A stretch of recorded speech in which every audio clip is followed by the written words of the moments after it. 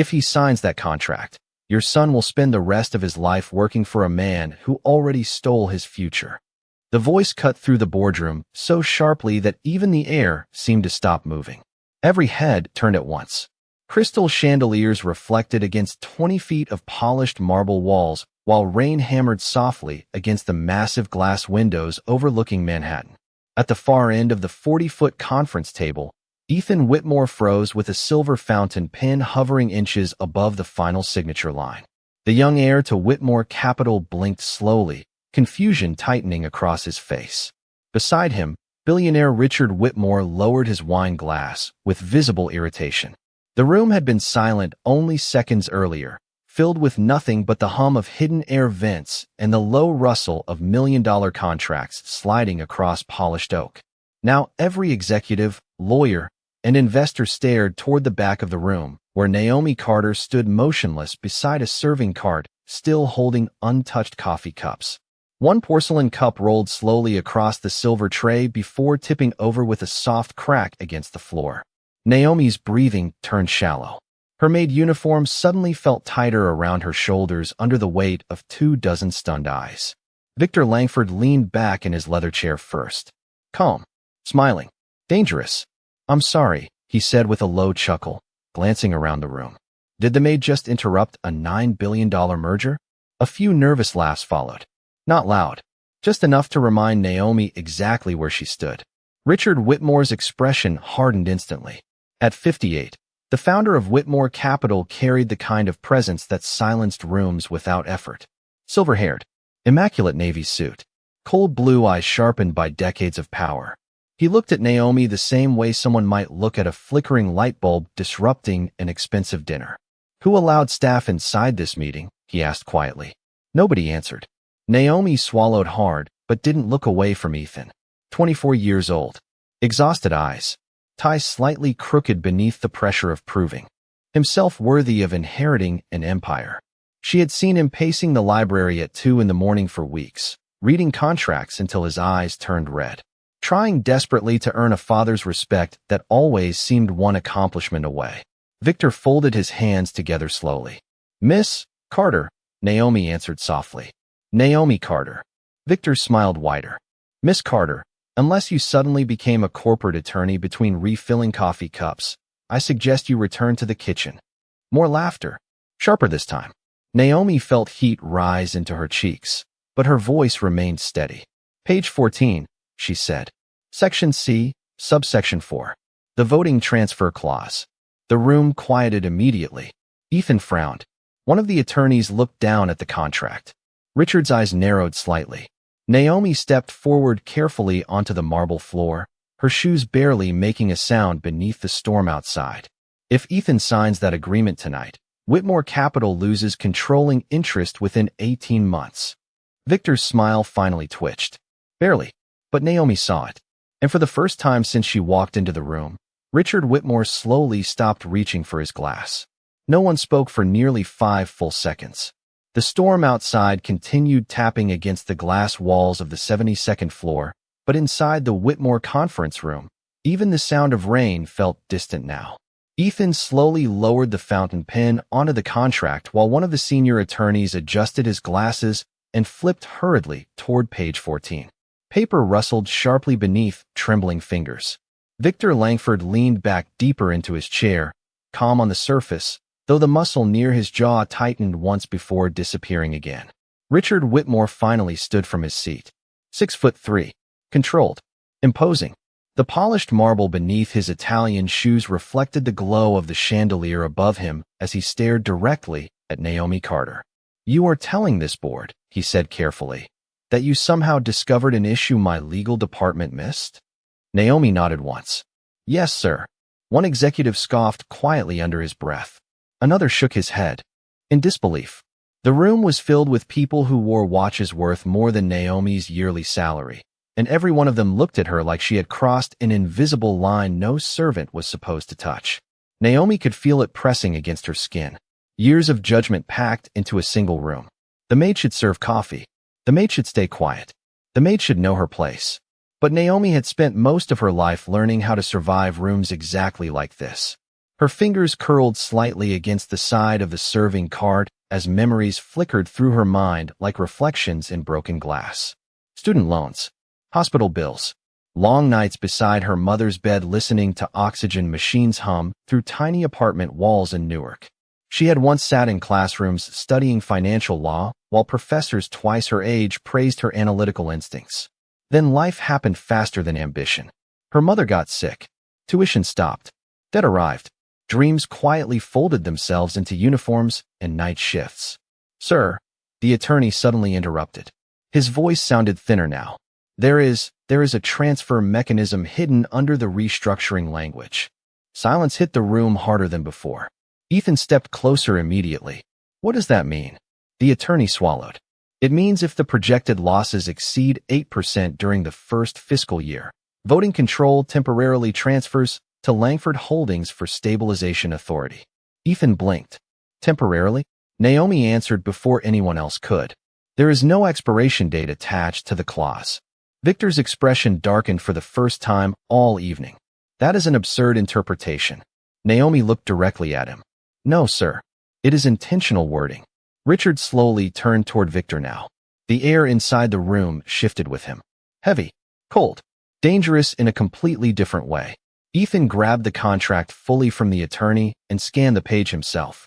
His face gradually drained of color beneath the white lights overhead. "Dad," he whispered. Richard did not answer immediately. He kept staring at the paper while thunder rolled faintly over Manhattan. Across the room, Naomi finally released a slow breath she had been holding since the moment she spoke. But before relief could settle into her chest, Richard's eyes lifted toward her again. Calm, sharp, impossible to read. "How?" he asked quietly. "Does a maid know how to find something my entire legal team overlooked?" Naomi did not answer immediately. The question lingered in the air while lightning flashed faintly behind the walls of rain outside the tower windows. Every eye in the room remained locked on her now, but it felt different than before. The laughter was gone. The dismissive smiles had vanished. What remained was discomfort, suspicion, the unsettling realization that the quiet black maid standing beside a coffee cart understood a $9 billion contract better than half the executives sitting at the table. Naomi slowly folded her hands in front of her apron. "I studied financial law," she said softly. Ethan looked up instantly. Even Richard's expression shifted for the first time all night. Small, almost invisible, but enough. Victor let out another low laugh, though this one sounded forced. "Studied?" he repeated. "That is not exactly the same as practicing corporate law." Naomi nodded calmly. "No, sir, it is not." Her voice never rose above a respectful tone. Yet somehow the room kept growing quieter every time she spoke. But hidden transfer structures are not difficult to recognize when someone has seen them before. The senior attorney glanced uncomfortably toward Richard Whitmore. Sweat glistened near his temple beneath the bright conference lights. Ethan stepped away from the table and looked directly at Naomi now. "You are telling me you caught this just by reading the contract?" Naomi hesitated for half a second. "I noticed Mr. Langford kept emphasizing stabilization authority during dinner downstairs." Victor's jaw tightened again. "That phrase usually appears in hostile recovery agreements," she continued, "not partnership mergers." Richard slowly walked around the table, hands clasped behind his back. The soft echo of his footsteps bounced across the marble floors. Naomi could feel his presence before he even stopped in front of her. "And how exactly?" Richard asked quietly. "Does someone serving coffee at my estate recognize hostile acquisition language?" Naomi finally looked down for the first time that evening. Not out of shame, out of memory. Her mother sitting beside a kitchen window wrapped in blankets during winter. Medical notices stacked beside unpaid utility bills. Acceptance letters folded inside drawers because survival had arrived before opportunity. "Because before my mother got sick," Naomi answered carefully, "I was attending Rutgers Law and Finance." The room froze again. Ethan blinked. One of the board members actually lowered his glasses in disbelief. Victor looked away first. Richard stared at Naomi for several long seconds without speaking. The storm outside deepened, rain streaking across the glass like silver veins beneath the city lights. "You left school?" Ethan asked quietly. Naomi nodded once. 3 semesters before graduation. "Why?" The question escaped him before he seemed to realize it. Naomi gave the faintest smile. Tired. Controlled. Hospitals do not accept ambition as payment. Silence spread slowly through the room. Heavy this time. Human. Richard looked at her differently now, though he clearly hated that fact. Men like Richard Whitmore built entire lives around control. Order. Hierarchy. The world made sense when people stayed in the roles assigned to them. Billionaires led companies. Attorneys handled contracts. Maids carried coffee trays through side hallways and disappeared quietly afterward. But Naomi Carter had stepped directly through those invisible walls tonight, and now nobody inside the room knew how to put her back where they thought she belonged. Ethan looked down again at the contract still resting in his hands. The pen beside it suddenly looked less like success and more like a trap waiting patiently for his signature. Then Richard finally spoke again, his voice lower now than before. How long have you worked in my house? Naomi answered softly. 8 months, sir. Richard's eyes narrowed slightly. And in 8 months, nobody here knew who you really were. The silence inside the conference room no longer felt hostile. It felt unstable, like the entire balance of the evening had shifted inches to the left, and nobody knew how to stand correctly anymore. Richard Whitmore slowly returned to the head of the table while the legal team continued reviewing every page of the merger documents under growing tension. The soft tapping of keyboards filled the room now, faster than before. Urgent. Ethan remained standing beside his chair, still staring at the contract as if it had personally betrayed him. Across from him, Victor Langford loosened his cufflinks with controlled precision. Calm hands. Sharp eyes. A man trained never to look cornered even when walls started closing around him. Naomi stayed near the serving cart, unsure whether she was supposed to leave or remain. Nobody dismissed her now, which somehow felt stranger than being insulted. Richard rested both hands against the polished oak table and looked toward his legal director. Tell me exactly how exposed we were. The attorney cleared his throat nervously. If Mr. Whitmore had signed tonight, Langford Holdings could have legally triggered stabilization authority after the first projected downer. Ethan looked up sharply. Meaning? The attorney hesitated. Meaning your father would have lost controlling influence over Whitmore Capital within the first year. Ethan's face tightened instantly. And me? Another pause. You would have remained acting chief executive officer publicly, but final voting authority would shift elsewhere. Naomi watched Ethan absorb the words slowly, piece by piece, like glass sinking through water. The realization hit harder because this was never just business for him. This deal was supposed to prove he belonged in the empire his father built. Instead, he had nearly handed that empire away in front of the entire board. Victor finally leaned forward. This interpretation assumes the stabilization trigger would ever be activated. Richard's cold gaze moved toward him immediately. Would it? Victor smiled faintly. Every merger carries contingencies. That was not my question. The temperature inside the room seemed to drop several degrees. Even the rain outside sounded sharper against the windows now. Victor spread his hands carefully. Richard, you know how aggressive modern restructuring language has become. Do not insult me by pretending this was accidental. Nobody moved. Naomi could hear the faint ticking of the enormous wall clock behind the conference table. Ethan slowly sat down again, rubbing one hand across his face. Exhaustion settled into his posture like weight finally becoming visible. Richard noticed it too. For a brief second, the billionaire looked less like a corporate titan and more like a father realizing how close his son came to humiliation on a global scale. Then his eyes shifted back toward Naomi again. She stood quietly beneath the chandelier light, her uniform sleeves still damp from carrying trays through the storm earlier that evening. Invisible 8 hours ago. Unavoidable now. Miss Carter, Richard said finally. Naomi straightened slightly. Yes, sir. When exactly did you discover the clause? Naomi hesitated. Last night. Ethan looked up instantly. Last night. She nodded softly. You left the draft copy in the library after dinner. Ethan exhaled quietly under his breath, embarrassed. Naomi continued carefully. I noticed the language structure while cleaning the room. Victor scoffed lightly. So the maid secretly reads private contracts now? Naomi met his eyes for the first time since entering the room. Calm. Unshaken. Only when I think someone is about to destroy a family legacy. The words landed harder than shouting ever could. Ethan looked down again immediately. Richard remained completely still. And Victor Langford finally stopped smiling altogether. Victor Langford's face remained perfectly composed, but the confidence that once filled the room had started leaking away in quiet pieces. The executives around the table no longer looked at him with admiration. Now they watched him carefully, like men suddenly realizing they had mistaken charm for trustworthiness. Richard Whitmore slowly picked up the contract again, turning each page with deliberate precision. The sound of paper sliding beneath his fingers echoed louder than it should have inside the massive room. Ethan sat motionless beside him, shoulders tense. Beneath the tailored gray suit, he had spent 2 hours adjusting in the mirror before tonight's meeting. This was supposed to be his moment, his first major acquisition, the deal that finally convinced his father he was ready to lead. Instead, a maid carrying coffee had uncovered a trap that nearly destroyed everything. Richard finally looked toward the legal director again. "How did your team miss this?" Nobody answered immediately. The attorney lowered his eyes first. The clause was layered beneath standard restructuring language, he admitted carefully. It was exceptionally concealed.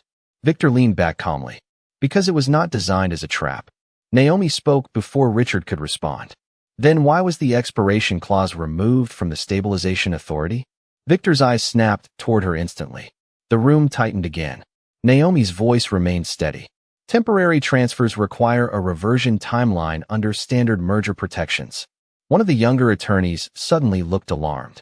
He grabbed another document and flipped through several pages quickly. "She is right," he whispered. Richard slowly turned toward Victor now. The silence that followed felt colder than anger. "You removed the reversion clause." Victor folded his hands together.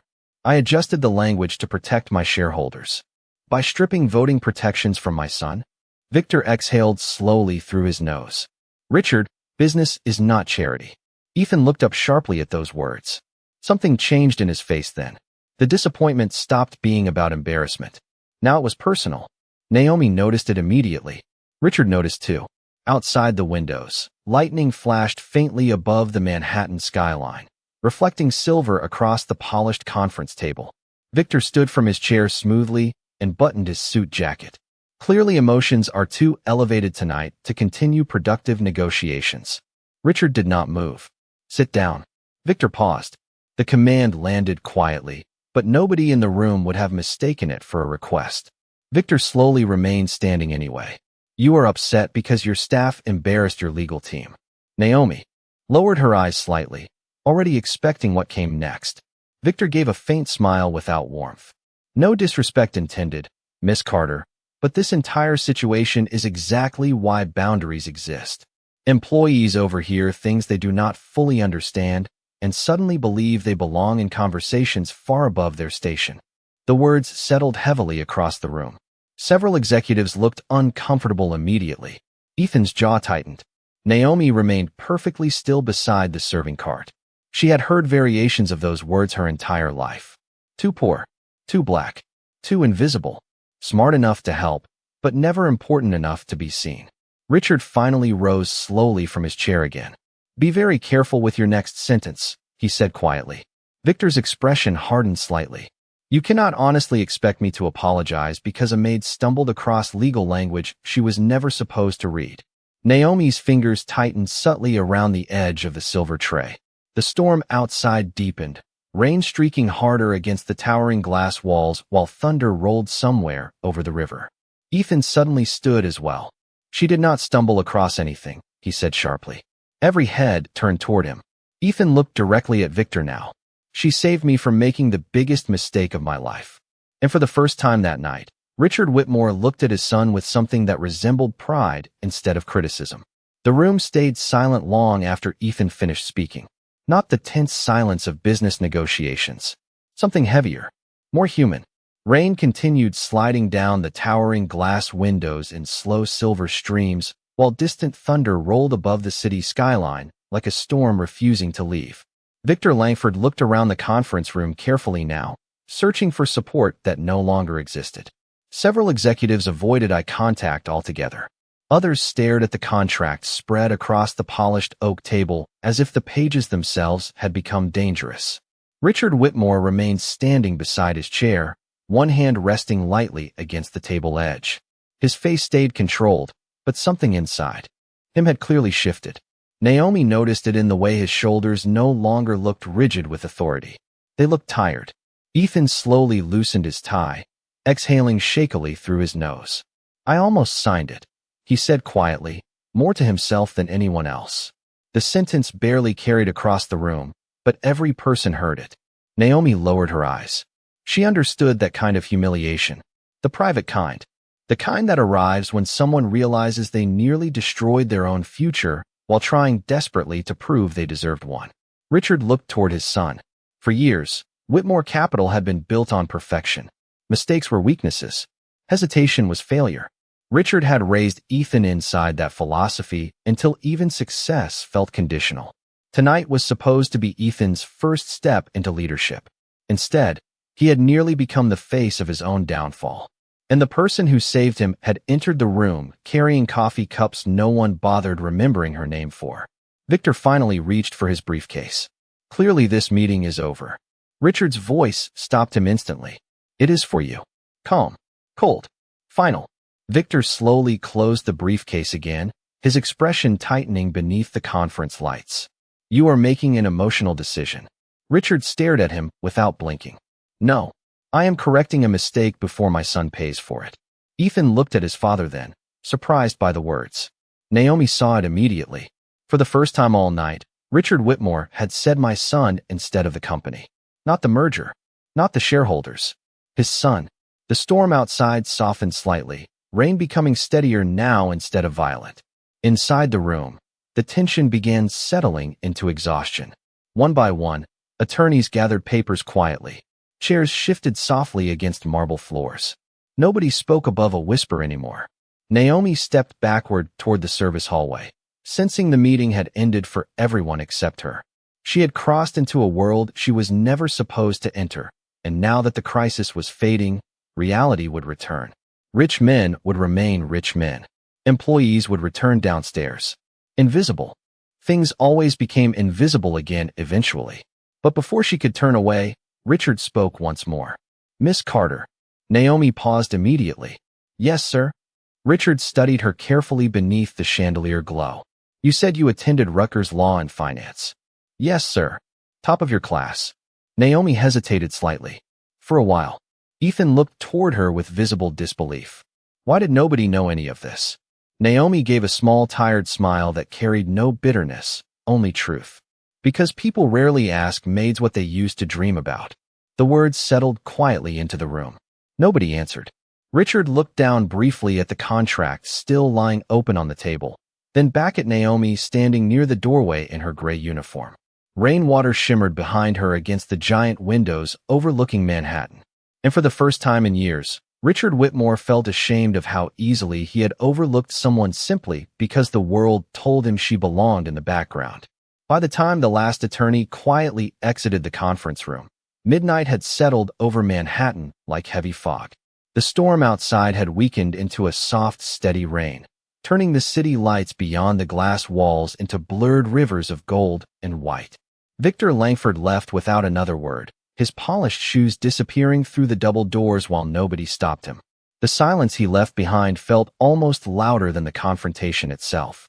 Ethan remained seated near the end of the table, elbows resting against his knees, staring blankly at the unsigned contract still lying beneath the chandelier light.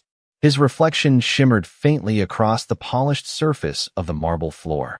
Richard Whitmore stood near the windows overlooking the city, one hand in his pocket, the other holding a glass of untouched bourbon that had long since melted into amber-colored water. Naomi quietly began collecting abandoned coffee cups from the table. The ordinary sound of porcelain touching silver trays somehow felt grounding after hours of tension. For a moment, nobody spoke. The room no longer felt like a battlefield. It felt like exhaustion. Ethan finally broke the silence first. "I thought if I closed this deal," his voice faded. Richard turned slightly, but said nothing. Ethan swallowed hard. "I thought maybe you would finally trust me." Naomi lowered her eyes immediately, pretending not to hear words that clearly belonged between father and son. But Richard remained still beside the rain-covered windows. "You think I built this company by trusting people easily?" he asked quietly. Ethan gave a humorless laugh beneath his breath. "No, I think you built it by never trusting anyone at all." The words hung heavily in the room. Richard looked down at the city below them, jaw tightening faintly. Naomi could feel decades sitting silently between them now. Expectations, pressure, pride disguised as discipline. Ethan had spent his whole life trying to earn approval from a man who only knew how to measure worth through survival. Finally, Richard turned away from the windows and looked toward Naomi instead. "Miss Carter." Naomi stopped moving immediately. "Yes, sir." Richard walked slowly toward the conference table, his expression unreadable beneath the soft chandelier glow. "You said you left school because of your mother." Naomi nodded once. "Yes, sir." "What happened to her?" The question came quieter than before, more human. Naomi rested both hands lightly against the silver serving cart. "Cancer," she answered softly. "By the time we found out, treatment costs were already impossible." Ethan looked up at her immediately. Richard remained silent. Naomi continued carefully. "I worked nights at a grocery store while attending classes during the day. Then, eventually," she gave a small shrug. "The bills won." Rain tapped gently against the windows behind them. Somewhere deep below the tower, a faint siren echoed through the sleeping city streets. Richard stared at Naomi for several long seconds, and something unfamiliar passed across his face. Not pity, respect, the kind earned painfully. "And after all that," he asked quietly, "you still stepped into that room tonight to help people who never once bothered learning your story." Naomi looked down briefly before answering. "Because your son did not deserve to lose everything for trusting the wrong person." Ethan lowered his head immediately, emotion tightening across his face. Richard looked at him next. Really looked at him. Not as an heir. Not as a future executive. As his son. The boy he had pushed so hard toward success that failure had become terrifying. Richard slowly set the untouched bourbon glass down onto the conference table. His hand trembled once before becoming still again. "Do you know what the worst part is?" he asked softly. Nobody answered. Richard's eyes remained fixed on Naomi. "You walked into this building every day for 8 months carrying coffee trays while people like me looked straight through you." The room fell silent again. But this time, the silence no longer belonged to power. It belonged to truth. Naomi finished placing the final coffee cup onto the silver tray just as the city clock tower across the avenue struck midnight. The deep chime echoed faintly through the rain outside, slow and heavy, like the night itself had grown exhausted. The conference room looked different now, less like a battlefield between billionaires and more like the aftermath of something deeply personal finally breaking open. Ethan remained seated quietly at the table, staring at the unsigned contract that had nearly altered the rest of his life. Richard stood several feet away near the windows, his reflection blurred against the dark Manhattan skyline. For years he had built his reputation on instinct, reading people, controlling outcomes before problems appeared. Yet tonight, he almost handed his company and his son into the hands of a man he trusted more than the woman quietly serving coffee 10 feet away. Naomi adjusted the sleeves of her gray uniform gently, preparing to leave before reality settled back into place. She had done what she came to do, saved someone from making a mistake. People like her learned early not to expect more than that. "Miss Carter." Richard's voice stopped her halfway toward the service hallway. Naomi turned carefully. "Yes, sir." Richard looked down briefly at the polished floor before meeting her eyes again. The pause alone felt strange. Men like Richard Whitmore were not built for hesitation. "I owe you an apology." The words landed softly, but Ethan looked up immediately in surprise. Naomi stood completely still. Richard took a slow breath. "Tonight I questioned your place in this room before I ever questioned whether you were right." Rain streaked quietly down the towering windows behind him. "That was my mistake." Naomi lowered her eyes slightly, not out of submission, but because sincerity coming from someone like Richard Whitmore carried unusual weight. "You do not owe me anything, sir." "Yes," Richard said quietly. "I do." The room fell silent again. Ethan watched his father carefully, almost like he was seeing a different man standing there beneath the chandelier lights. Richard moved slowly toward the conference table and placed one hand against the unsigned contract. "This company exists because I spent 30 years believing strength meant never being wrong." He looked toward Ethan next. "And somewhere along the way, I taught my son the same thing." Ethan swallowed hard, but said nothing. Richard turned back toward Naomi. But tonight the smartest person in this room was the one nobody bothered listening to. Naomi's fingers tightened subtly around the silver tray. She had imagined many endings to this night while standing outside the boardroom doors earlier. Getting fired, being humiliated, escorted out quietly while rich men laughed behind her back.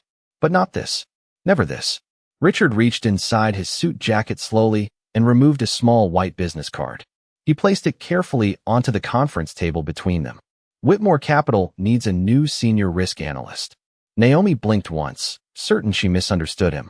Ethan stared openly now. Richard's voice remained calm. Temporary position at first. Full salary. Full benefits.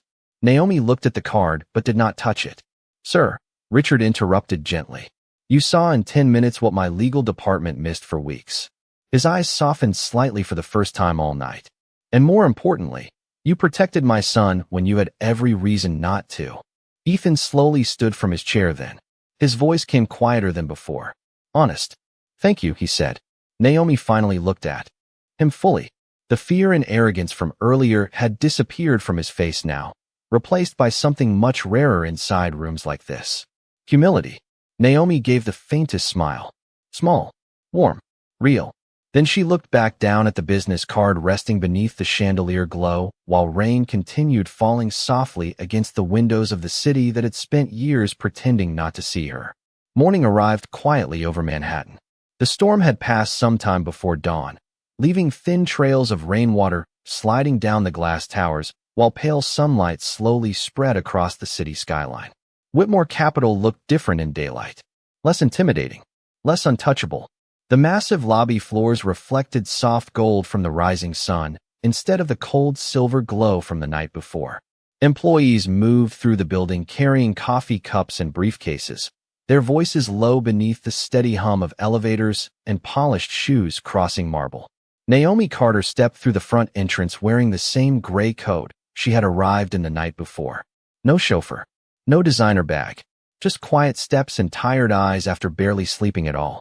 She paused briefly near the reception desk as the warmth from the lobby wrapped around her chilled hands.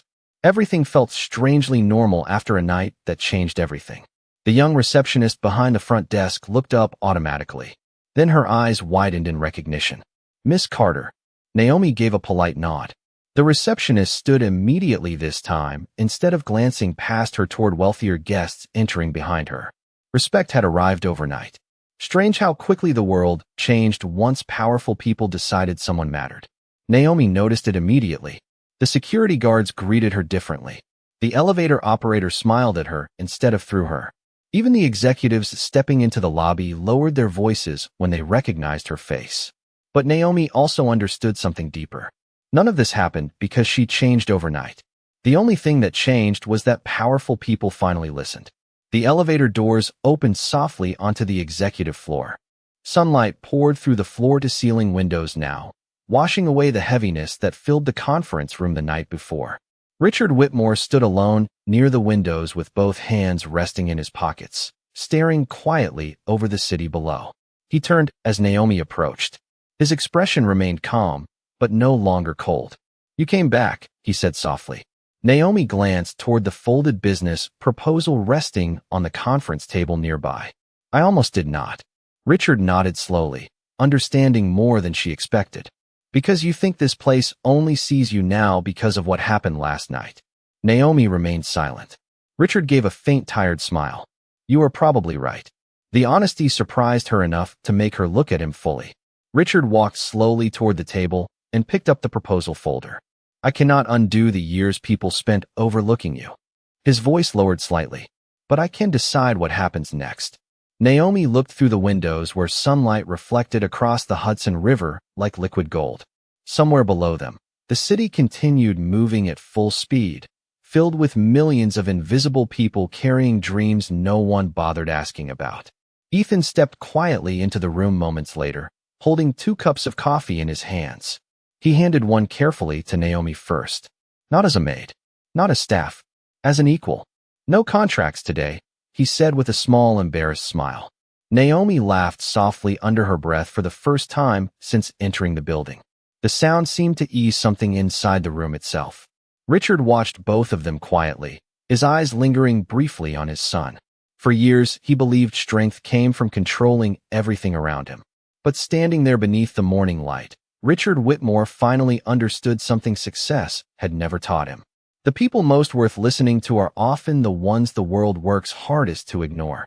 Naomi looked down at the proposal folder one last time before gently placing her hand over it.